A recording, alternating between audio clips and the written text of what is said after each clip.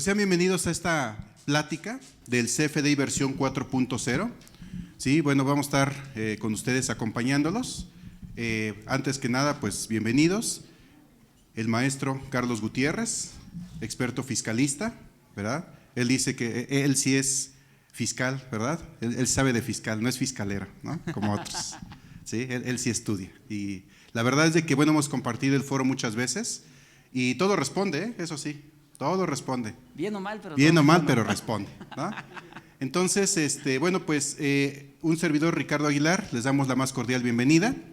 El objetivo de esta plática es conocer, pues, prácticamente todos los requisitos y consideraciones que debemos de tomar en cuenta para el tema de la implementación o de la emisión del CFDI versión 4.0.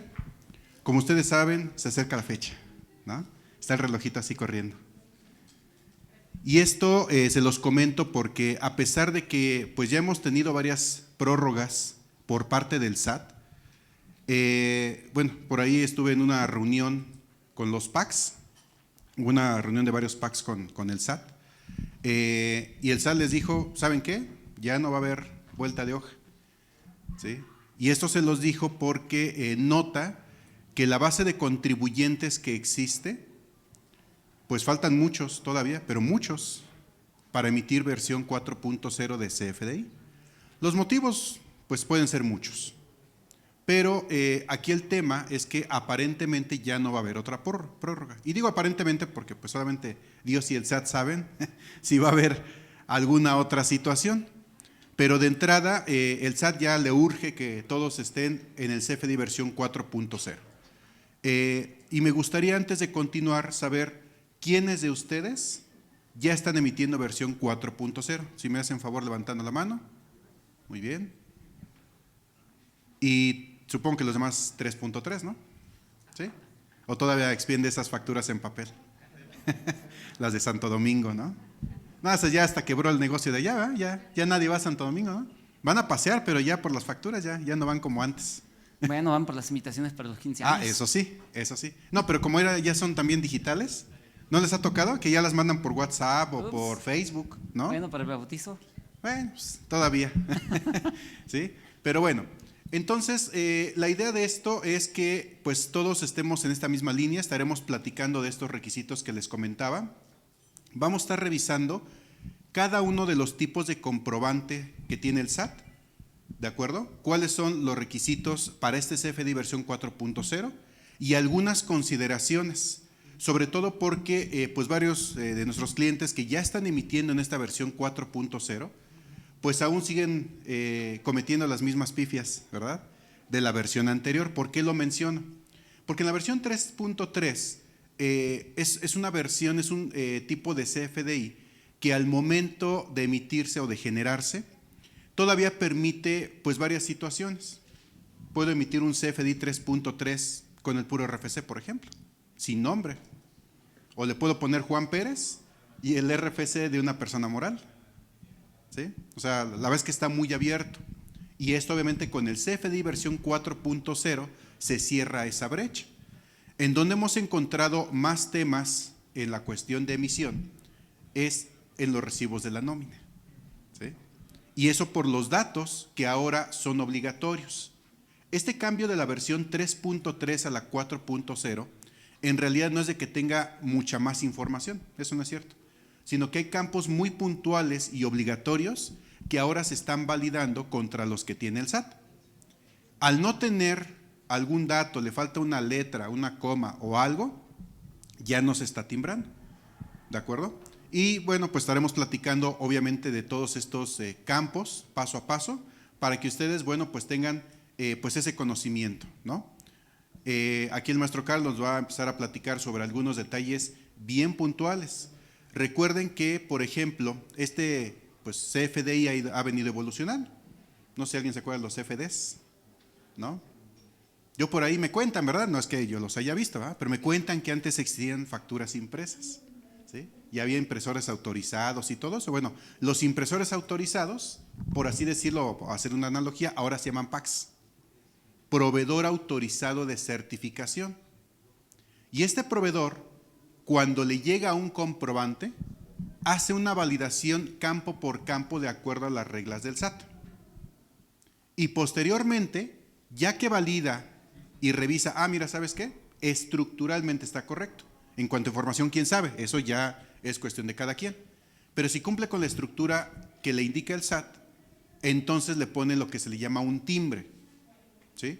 Este timbre es el que contiene pues el folio fiscal, la fecha de timbrado, que estaremos hablando del juego de fechas también. Y entonces esta parte del timbrado, al tener ese comprobante del timbrado, lo que hace el PAC es que a quien lo emitió le devuelve el XML con ese timbre. Y al SAT le manda una copia. Y todo esto en segundos. Así de rápido. Y entonces el SAT en segundos ya tiene la información. Por eso la importancia de emitir los comprobantes correctamente. ¿De acuerdo? Muchas veces no le damos la importancia debida. Y ya decimos, Juanita, pues siéntate ahí a facturar. Y pues ahí va ella. Pues a veces ellos no tienen el conocimiento porque a lo mejor pues, contrate a algún auxiliar o cosas así. Y pues ahí va a picarle al sistema, ¿no? Y esta parte de, pues es que aprendo picándole, ¿no? ¿Sí o no? Pero este tema de los comprobantes es que no es de aprenderle picando. El programa no me va a resolver la vida. El programa es una herramienta para generar el comprobante. Pero si yo no lo configuro correctamente, si yo no le pongo los datos correctamente, a pesar de que se timbre, podría estar poniendo claves de productos incorrectas, se lo estoy emitiendo a quien no debo, lo estoy emitiendo correctamente, no estoy haciendo las relaciones necesarias en los comprobantes. Hemos visto cómo se emiten a diestra y siniestra las notas de crédito y ni siquiera van relacionadas, ¿sí?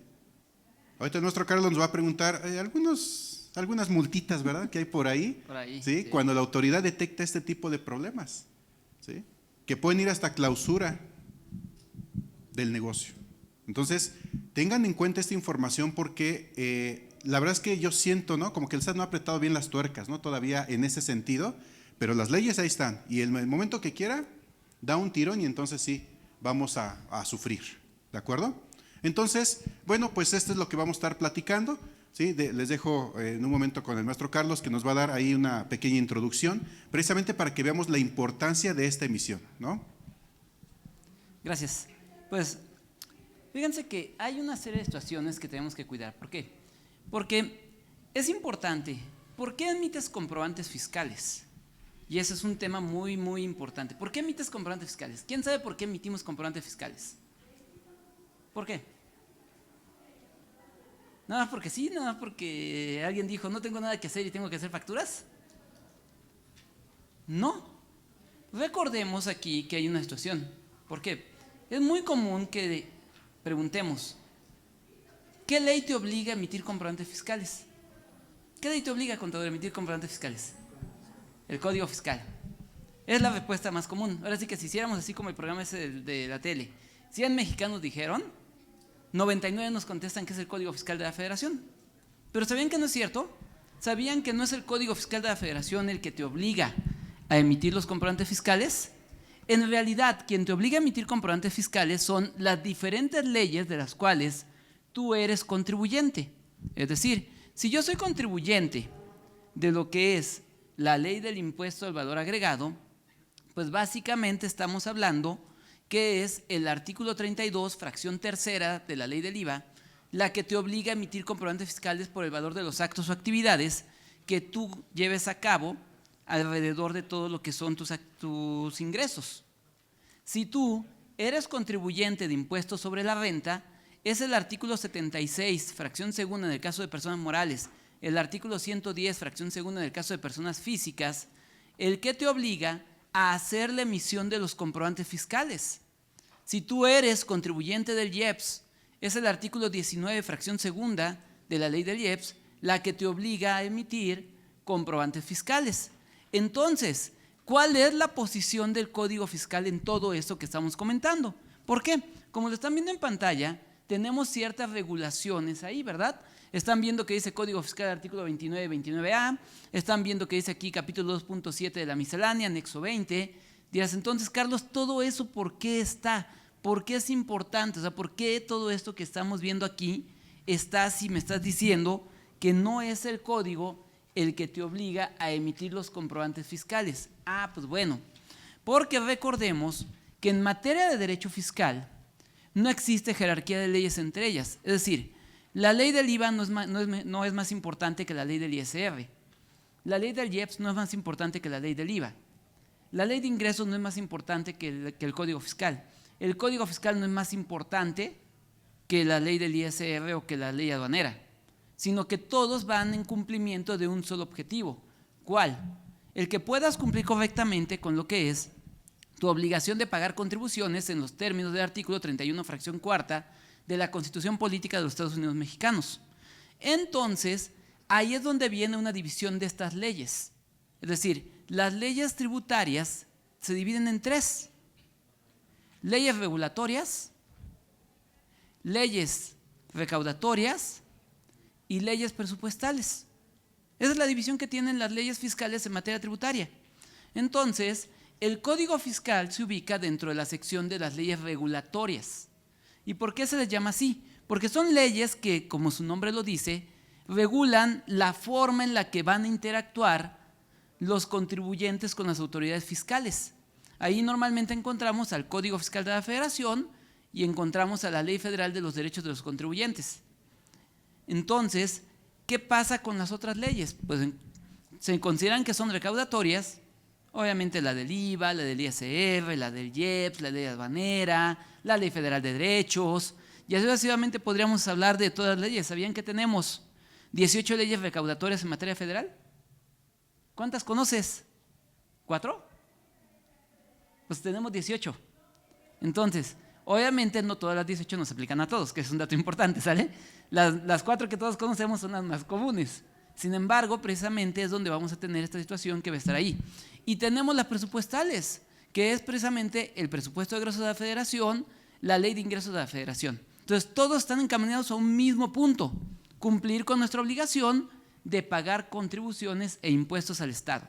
Entonces, el Código Fiscal de la Federación, su posición precisamente como una ley regulatoria, es venir a decirnos qué es lo que las autoridades fiscales te van a revisar el día que estos quieran ejercer una facultad de comprobación.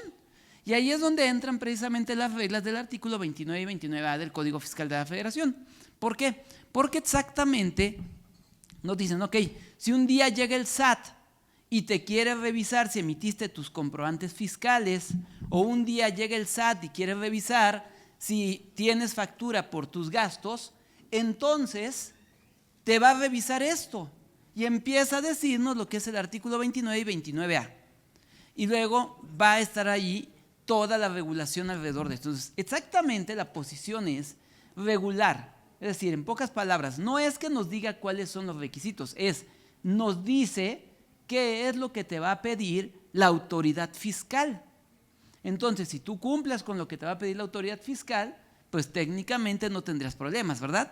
Entonces, eso es exactamente la posición que tiene aquí el Código Fiscal de la Federación. Y precisamente en ese tenor, ¿qué es lo que nos dice el artículo 29?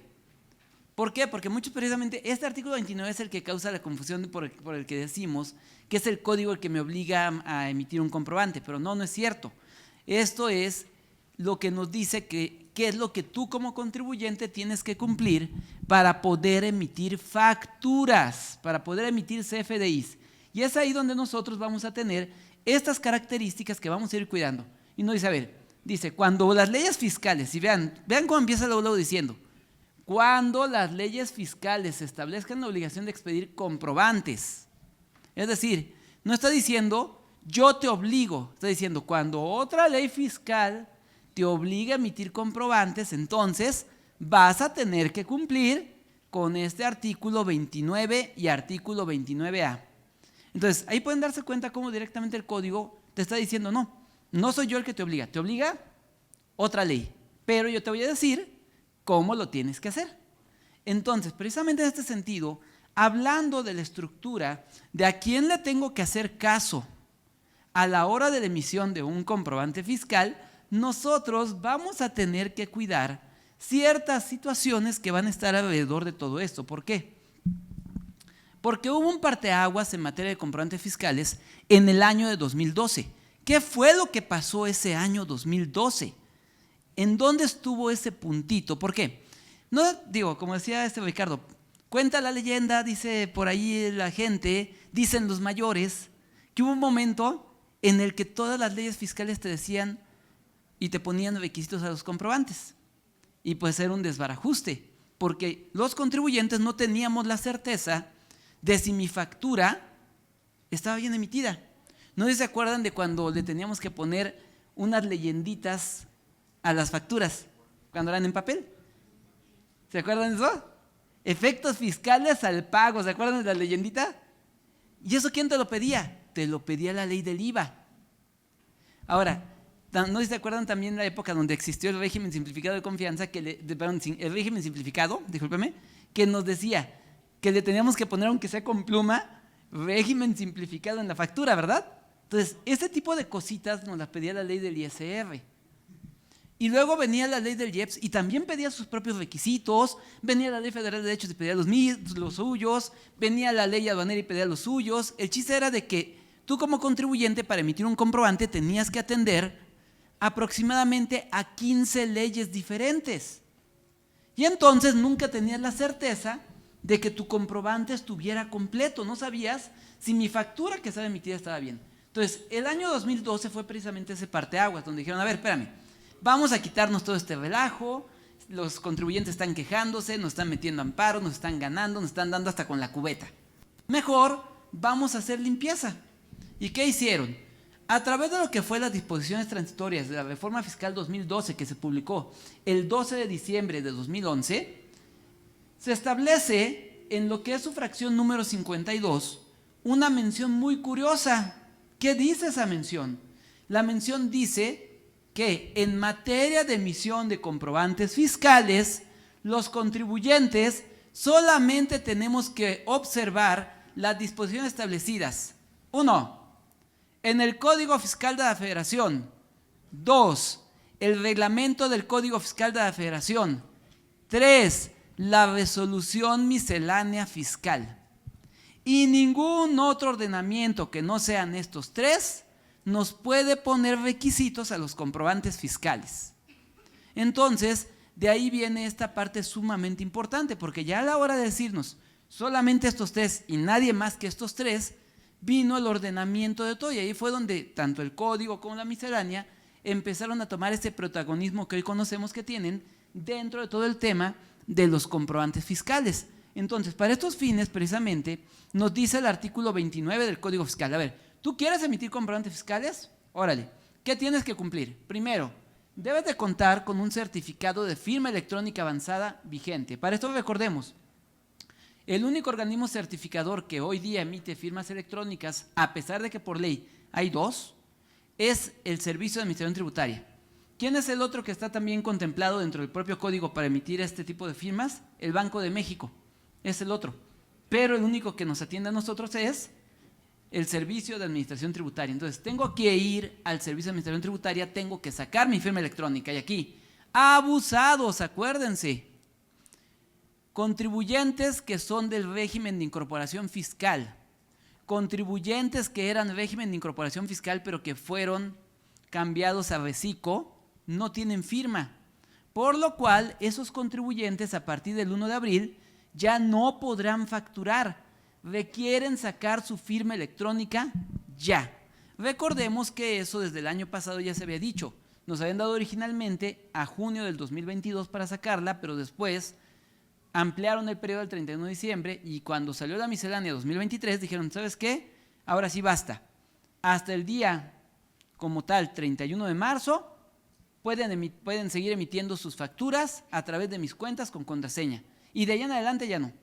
Pero no sé si ya se dieron cuenta los que tengan clientes de ese tipo, que desde la semana pasada ya no te deja facturar por mis cuentas. ¿Sí se dieron cuenta de eso? Es porque precisamente lo que nos decía Ricardo hace rato, el SAT está en la postura de ya no voy a dar más ampliaciones. Es sí o sí, entra o entra. Entonces, precisamente, si tú tienes clientes que tengan esta naturaleza, que no tienen firma electrónica, hay que llevarlos a sacar su firma electrónica, porque si no, a partir del 1 de abril ya no podrán facturar. Ya estamos al cuarto para la hora. Entonces, lo primero que tienes que tener es tu firma electrónica vigente.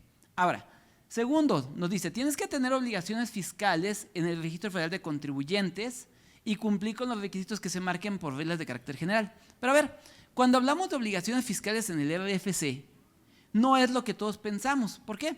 Pues ahorita ya pensamos, sí, mi constancia de situación fiscal dice que soy contribuyente de ICR, dice que soy contribuyente de IVA, dice que soy contribuyente de ley aduanera. Entonces ya la hice. No. Es que te encuentres dentro de una lista que se llama LSO. Richard, ¿qué es la lista LSO? Bueno, antes de comentar, les quiero decir que, bueno, para que saludes también a tus seguidoras, a los dos seguidores, a través de Facebook, me dicen que están transmitiendo. Si alguien se vino aquí al evento sin permiso, mejor ni volteen, ¿ok? Sí, si no si quieren decirle al jefe, aquí estoy, bueno, levanten la mano, volteen y saluden, ¿verdad? Bueno, nada más es la bienvenida. Para todos los que nos están viendo a través ya de estas plataformas digitales. La verdad es que yo sigo prefiriendo, yo soy de tecnología, pero sigo prefiriendo el tema presencial, ¿no? Pero bueno, sí, efectivamente, la lista LCO significa lista de contribuyentes obligados. Esta lista es un archivo gigantesco, ¿no?, que el SAT publica para que todos los PACs obligatoriamente lo estén consultando. Generalmente por las mañanas y por las tardes, ¿sí? Generalmente, no siempre es así. ¿Y esto qué hace o qué? Bueno, pues ahí estamos todos los contribuyentes en esa lista. Y esa lista tiene diferentes estatus, ¿sí? ¿Eso qué quiere decir? Que, por ejemplo, si el SAT por ahí me encuentra como no localizado o tengo temas ahí pues diversos, ¿no?, problemas ya con la autoridad, me puede bloquear. Sin hacer prácticamente nada, solamente cambia el estatus, van los PACs y leen la lista y dicen, ¿qué crees? Que Ricardo Aguilar ya no puede facturar. Así de simple. Y puede ser de un día para otro, puede ser, en la mañana estaba facturando bien, en la tarde ya no. ¿De acuerdo? Es porque todos estamos en esta lista de contribuyentes obligados. Ahora, no solamente es ese tema. Cuando ustedes obtienen un certificado de sello digital, me ha pasado a muchos clientes, digo, no sé por qué, ¿verdad? Están facturando bien feliz de repente, y ya no puedo facturar, ya se venció el certificado, ¿no? Y a pesar de que a veces los temas les mandan, se va a vencer, hasta el final, ¿no? Y entonces, una factura importante, y ya la queremos emitir, y nos dice el jefe, oye, ¿qué onda con esa factura de 2 millones? Emítela. ¿Qué crees? Que se vencieron los certificados. Ya ahí va el contador como puede a generarlos, ¿no? Recuerden que se generan a través de la aplicación Certistat, ¿de acuerdo? Y ya voy al SAT, en minutos ya me están publicando el certificado, lo bajo y no puedo facturar. ¿Por qué? Porque esos certificados los ponen en esa lista, pero los PACs no están así segundo por segundo revisando. Y generalmente no podemos facturar ese día. Podemos facturar hasta el día siguiente, a pesar de que ya tengo el certificado vigente. Esos son temas técnicos, ¿sí?, tecnológicos, que debemos de considerar en una operación, ¿de acuerdo? Esa es la famosa lista LSO, ¿no? Hecho. Entonces, como pueden darse cuenta, esa lista, que muchos yo creo que no sabían que existía, ahora ya lo saben afortunadamente, sirve para muchas cositas, y ya lo dijo bien Ricardo. Tenemos que tener cuidado porque sabemos que el artículo 17H bis del Código Fiscal de la Federación nos habla de la famosa restricción del sello de facturación o del esquema de facturación. ¿En qué casos te pueden restringir? Por mencionar algunos. 1, porque hayas presentado tu declaración anual fuera de plazo y ya hayan pasado 30 días a que se termine el plazo. Es decir, por ejemplo, soy persona moral, mi plazo es 31 de marzo, pero la presento hasta el 2 de mayo. ¿Qué crees? Te pueden restringir el sello digital. Oye, pero no me requirieron. Dice claramente el artículo 17H bis que no necesitan requerirte, que nada más con que incurras en atrasarte. 2, que te atrases reiteradamente en tus pagos provisionales, es decir, consecutivamente en 6, no consecutivos en 4. También puede ser una causal o provocar que te como tal te restrinjan tu sello digital. 3, que hayas comprado facturas, es decir, que detecten que tienes operaciones con un contribuyente que se encuentra dentro del listado del artículo 69B y no has ido o no has acudido voluntariamente a corregir tu situación fiscal. También te pueden restringir tu sello digital. Siguiente, 4. Que tengas operaciones con un proveedor que a su vez tenga operaciones con otro proveedor que esté dentro del listado del artículo 69B. Es decir, ¿cómo te llamas, contador? Eva.